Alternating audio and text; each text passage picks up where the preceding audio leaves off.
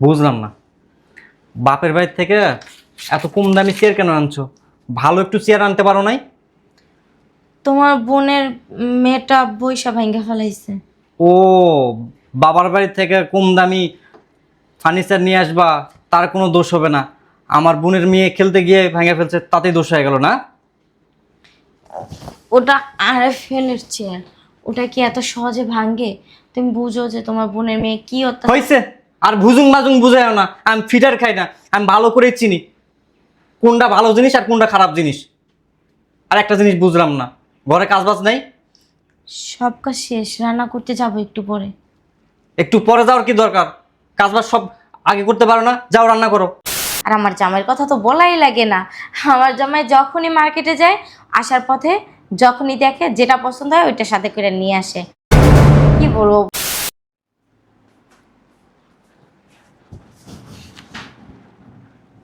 না, সব ঠিক আছে।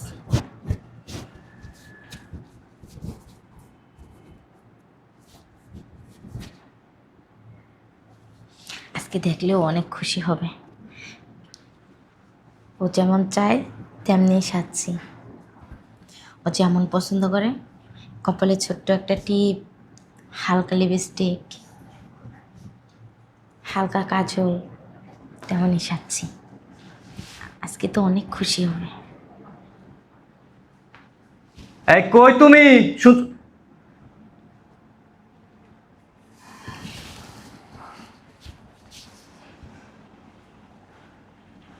বুঝলাম না, এভাবে আটা ময়দা সুজি মেখে বসে আছো কেন এখানে?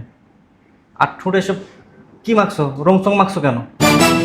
আমার বোনদের দেখো না, আমার বোনেরা কোনো কিছু কি ব্যবহার করে? এমনিতেই তারা অনেক সুন্দর। কাজ বাজ ফালায় রেখা এখানে এসে বসে আছে। যাও যাও। বলছিলাম, কি বলবা? কি বলবা? যাও কাজ করো। ঢং দেখে বাসি না। আরে যাও না, যাও কাজ করো মন দিয়ে, খালি ফাঁকি দেওয়ার চেষ্টা।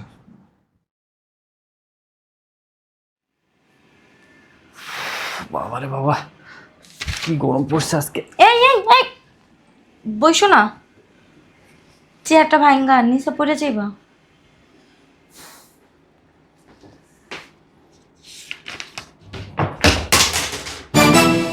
বুঝলাম না, বাপের বাড়ি থেকে এত কম দামি চেয়ার কেন আনছো? ভালো একটু চেয়ার আনতে পারো নাই? তোমার বোনের মেয়েটা বইসা ভাঙ্গা ফেলাইছে। ও, বাবার বাড়ি থেকে কম দামি ফার্নিচার নিয়ে আসবা, তার কোনো দোষ হবে না। আমার বোনের মেয়ে খেলতে গিয়ে ভেঙে ফেলছে, তাতেই দোষ হয়ে গেল না? ওটা আরএফএল-এর চেয়ার, ওটা কি এত সহজে ভাঙ্গে? তুমি বুঝো যে তোমার বোনের মেয়ে কি অত্যাচার। হয়েছে, আর ভুজুং বাজুং বুঝাইও না। আমি ফিটার খাই না, আমি ভালো করেই চিনি কোনটা ভালো জিনিস আর কোনটা খারাপ জিনিস। আর একটা জিনিস বুঝলাম না, ঘরে কাজবাজ নাই? সব কাজ শেষ, রান্না করতে যাবো একটু পরে। একটু পরে যাওয়ার কি দরকার? কাজবাজ সব আগে করতে পারো না? যাও রান্না করো। আসলে সামনে আমার পরীক্ষা। সামনে আমার পরীক্ষা? মানে পরীক্ষা দিয়ে উনি বিদ্যান হয়ে যাবে? যাও, আগে রান্না বান্না করো, তারপর পড়াশোনা করবে। যাও। দেখো, সামনে আমার বিসিএস পরীক্ষা, একটু বুঝো। যাতে বলি নেই, যাও। আরাম করে পড়তেছে, যাও যাও। যাচ্ছি। আগে যাও। এই পড়ার অজুহাত দিয়ে কাজে ফাঁকি দিও না, যাও। কাজটা না একদম ঠিক করলা না। কিছু বললা? না।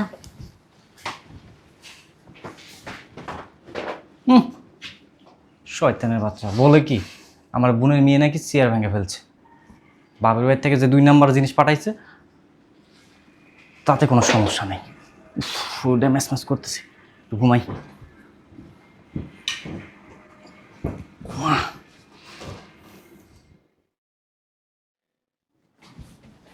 যাই, গরম দুধটা ওরে দিয়ে আসি। এই নাও দুধ খাও। দুধ নিয়ে এসছো? হ্যাঁ। আমার আমার বোনকে দিছো? না, দেই নেই, দেব। ওই গরম করে আগে তোমার জন্য নিয়ে আসলাম, ওনাদেরকে এখন দিব। ওদেরকে আগে দাওনি কেন? ওদেরকে আগে দিবা। শোনো, ওদেরকে একটু বেশি দিও। তুমি খাবা বলে ওদেরকে আবার কম দিও না জানো। কি বলো এগুলো? আমি তো দুধ খাইই না, কারণ আমি তো ভাগিই পাই না। মানে কিছু পারো আর না পারো, মানে ওই কি বলবার বললাম না, যাও যাও।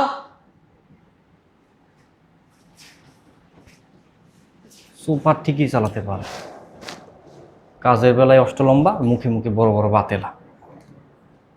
দুধটা খাই।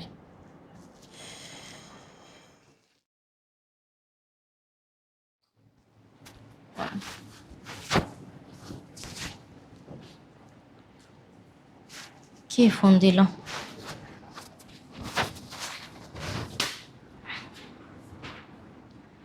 আরে সাথী। কিরে বান্ধবী, কেমন আছস? এই তো আলহামদুলিল্লাহ ভালো, তুই কেমন আছো? ভালো। তোকে একটা খুশির খবর দেওয়ার জন্য ফোন দিছি। কি? কি কথা? আরে, যে ছেলের সাথে আমার বিয়ে হওয়ার কথা না, তার সাথে তোমার পাকা কথা হয়ে গেছে, কয়দিন পরই আমাদের বিয়ে। মাশাল্লাহ, ভালো তো। শুধু তাই না, যে ছেলের সাথে আমার বিয়ে হবে না, তার বাবা মা কি করছে জানোস? কি করছে? আমার জন্য না অনেক গহনা পাঠাইছে, 10 ভরি তো হবেই। তোরই একটা কপাল বান্ধবী। মাশাল্লাহ, ভাইয়ের সাথে তোরা ভালোই মানাইবো। আর দোয়া করি তোকে দাম্পত্য জীবন অনেক সুখের হোক। আচ্ছা, তোদের তো বিয়ে হয়েছে 6 মাস, ভাইয়া কি তোরে কোনো গহনা বানাই দেয় নাই? হ্যাঁ, দিছে তো। অনেক গহনা দিছে। আমার শাশুড়ি তো 2 দিন পরে পরে আমার এক একটা নেকলেস বানিয়ে এনে দেয়, চেইন, আংটি, কানের দুল। আর আমার জামাইয়ের কথা তো বলাই লাগে না। আমার জামাই যখনই মার্কেটে যায়, আসার পথে যখনই দেখে যেটা পছন্দ হয় ওইটা সাথে করে নিয়ে আসে। কি বলবো, মানে বলার নাই কিছু আর, বুঝছো? আচ্ছা, তাহলে রাখ, বুঝছো? আমি আরো অনেকজনের ফোন দিয়ে বলতে হবে, তো প্রথমেই তোরে ফোন দিয়ে বললাম আর কি। ও আচ্ছা, ঠিক আছে। তো বান্ধবী ইনভাইট করবি না?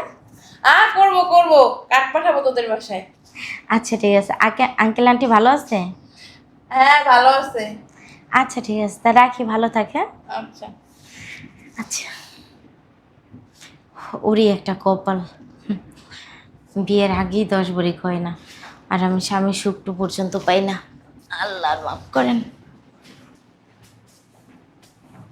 এই যাও, ওটা রাখ, এদিকে আস।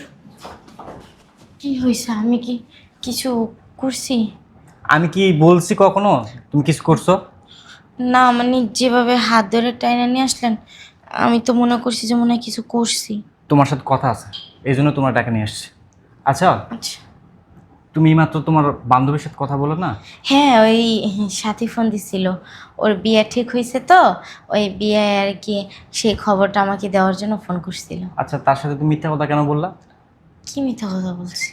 এই যে তুমি তোমার বান্ধবীকে বললা আমি নাকি তোমাকে অনেক গহনা বানায় দিছি, আমার মা নাকি 2 দিন পর পর তোমাকে গহনা বানায় দেয়। আসলে আমি তো তোমাকে কোনো গহনাই বানায় দিইনি। আর সব থেকে বড় কথা, তুমি যে তোমার বাবার বাড়ি থেকে গহনা নিয়ে আসছো, সেই গহনাটা তো আমি আমার বোনকে দিয়ে দিছি। তাহলে মিথ্যা কথা কেন বললা? একটা জিনিস কি জানেন, নারীরা যখন বাপের বাড়িতে থাকে তখন বাপেররা মহারানী হয়ে থাকে। আর কিছু কিছু মেয়ের ভাগ্য যদি ভালো হয়, স্বামীর বাড়িতেও তার স্বামীর মহারানী হয়ে থাকে। আর যদি কিছু মেয়ের কপাল খারাপ হয়, তাহলে বাপের বাড়ি রাজরানী আর শ্বশুর বাড়ি কী জানেন, চাকরানী। যেমন আমার অবস্থা এখন, এ কথা তো আর আমি মানুষকে বলতে পারি না। আমার বিয়া হয়েছে, আমি সংসার করি, আমার শ্বশুর কেমন, শাশুড়ি কেমন, ননদ কেমন, আমার স্বামী কেমন। এখন এই কথা যদি আমি বাইরের মানুষকে বলি, আমার স্বামী আমাকে কিছু দেয় না, প্রতিনিয়ত মারধর করে, আমাকে ঠিকমতো খাওয়ান দেয় না, মানসিক শান্তিরে পর্যন্ত তারা আমাকে দেয় না। আর আমার শ্বশুর শাশুড়ি ননদের কথা, তাদের কথা তো বাদই দিলাম। আমার ননদ ডিভোর্সি হওয়ার পরও বাপের বাড়িতে আইসা কত মহারানীর মতো থাকে, তার সন্তানটাকে কত যত্ন করে রাখে। আর অথচ আমি তাদের ঘরের বউ হইয়া পারি নাই তাদের মন জয় করে নিতে। তাহলে এটা আমার ব্যর্থতা না? আর এইসব কথা মানুষের কাছে যদি আমি বলি, তাহলে আমার মান সম্মান তো দূরের কথা, আমার শ্বশুরবাড়ির মান সম্মান কি থাকবে? হ্যাঁ, একটা নারী না যখন বাপের ঘরে থাকে তখন না অবুঝ শিশুর মতো থাকে। আর একটা নারী যখন বিয়ে হয়ে যায় না, শ্বশুরবাড়িতে আসার পর তার মাথায় 1000টা বোঝা চেপে থাকে। তখন হাসি মুখে সব কিছু মাইনা নেয়, সব কিছু, হাজার দুঃখ কষ্ট যন্ত্রণা। আর তার চেয়ে বড় কথা কি জানেন, বাপের বাড়ি থেকে পরের বাড়ি যখন আসে না, তখন না মেয়েরা সত্যি কথার চেয়ে মিথ্যা কথাটাই বেশি প্রকাশ করে। কেন জানেন? কারণ সত্যি কথা বললে হয়তো সংসার ভেঙে যায়, আর মিথ্যা কথা বললে হাজার কষ্ট হইলেও একটা মেয়ের সংসার বেঁচে যায়। আমার বান্ধবীর বিয়ে হওয়ার আগেই তার শাশুড়ি তাকে 10 ভরি গয়না দেয়া গেছে শুধু দেখতে আইসা। আমি যদি বলতাম যে আমার স্বামী আমাকে গয়না দেওয়ার তো দূরের কথা, মানসিক শান্তিটা পর্যন্ত আমাকে দেয় না, তাহলে কি বিষয়টা ভালো হইতো? বুঝতে পারছি। আসলে আমি না মানে তোমার সাথে প্রতিনিয়ত খারাপ ব্যবহার করে গেছি, আমি অন্যায় করে গেছি। তুমি যে আমাকে নিয়ে এত ভাবো, আমাদের এই পরিবার নিয়ে এত ভাবো, এটা না আমি কখনো কল্পনা করতে পারিনি। কিছু কিছু মেয়ে নিজে মুখ বুজ্জা সহ্য করতে যখন দেখে যে দেওয়ালে পিঠ ঠেকে গেছে, যখন আর না পারে কুলাইতে, তখন স্বামীর সংসার ছেড়ে নিজে ইচ্ছাকৃতভাবে চলে যায়। বুঝতে পারছি। আসলে না মানে আমি মানে ক্ষমা চাচ্ছি, জানি ক্ষমা চাওয়ার মতো মুখ নাই আমার, তার ক্ষমা কেন চাবেন? আপনি আমার স্বামী। আপনি হাজারটা বলতে পারেন, হাজার অজুহাত ধরতে পারেন, মারতে পারেন, কাটতে পারেন, কারণ বিয়ের সময় এই হাত দুইটা আপনার হাতে উঠাইয়া দিছে আর বলছে, মা যাইতাছস লাল শাড়ি পইরা, আবি কিন্তু সাদা শাড়ি পইরা।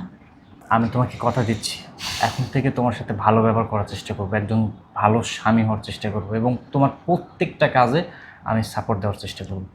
আচ্ছা আসো, আমি তোমাকে নিজে হাতে আজকে চা বানায় খাওয়াবো। ওকে, আপনি যান, আমি আসতেছি। আচ্ছা আসো তাড়াতাড়ি। আচ্ছা। মানুষ বলে না, কিছু কিছু পুরুষ যদি সময় থাকতে বোঝে তাহলে তার সংসারটা বাইচা যায়, আর কিছু কিছু পুরুষ যদি সময় থাকতে না বোঝে তাহলে তার সংসারটাই নষ্ট হয়ে যায়। আর কিছু কিছু ফ্যামিলির কারণেও একটা সুখের সংসার ভাইঙ্গা চুইরা তছনছ হয়ে যায়। ফ্যামিলির চেয়েও বড় বিষয় হলো তার স্বামী। তার স্বামী যদি তাকে আগলায় রাখে, হাজার মানুষে হাজারটা কথা বলেও না কিছু মনে হয় না।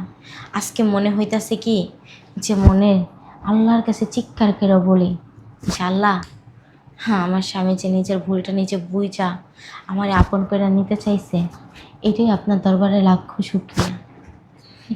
এখন যদি তার বোন মা বাবা হাজারো অন্যায় করে, অত্যাচার করে, আমার কিছু মনে হবে না।